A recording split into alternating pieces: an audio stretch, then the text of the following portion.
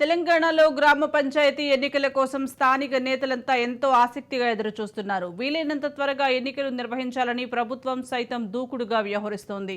తాజాగా పంచాయతీ ఎన్నికలపై రాష్ట్ర సచివాలయంలో ముఖ్యమంత్రి రేవంత్ రెడ్డి అధికారులతో సమీక్షా సమావేశం నిర్వహించారు.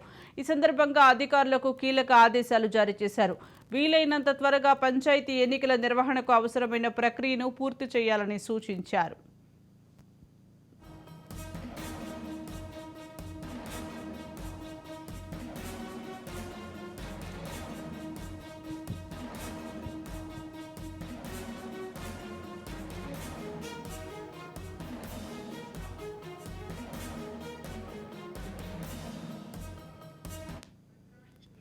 కొత్త ఓటరు జాబితాను ఆగస్టు మొదటి వారంలోగా పూర్తి చేయాలని ఆదేశించారు. జాబితా పూర్తయిన వెంటనే నిర్దిష్ట గడువులోగా రిపోర్ట్స్ ఇవ్వాలని బీసీ కమిషన్కు స్పష్టమైన ఆదేశాలు జారీ చేశారు. కమిషన్ రిపోర్టు ఆధారంగా ఎన్నికల నిర్వహణపై నిర్ణయం తీసుకోనున్నారు. కాగా సెప్టెంబర్ లేదా అక్టోబర్లో పంచాయతీ ఎన్నికలు జరగనున్నట్లు తెలుస్తోంది. ఈ ఏడాది జనవరి 31తో గ్రామ పంచాయతీ పాలక వర్గం పదవీకాలం ముగిసింది. ఆగస్టు 1 నాటికి 6 నెలలు పూర్తవుతోంది. రాష్ట్రంలో మొత్తం 12,769 గ్రామ పంచాయతీలు ఉన్నాయి.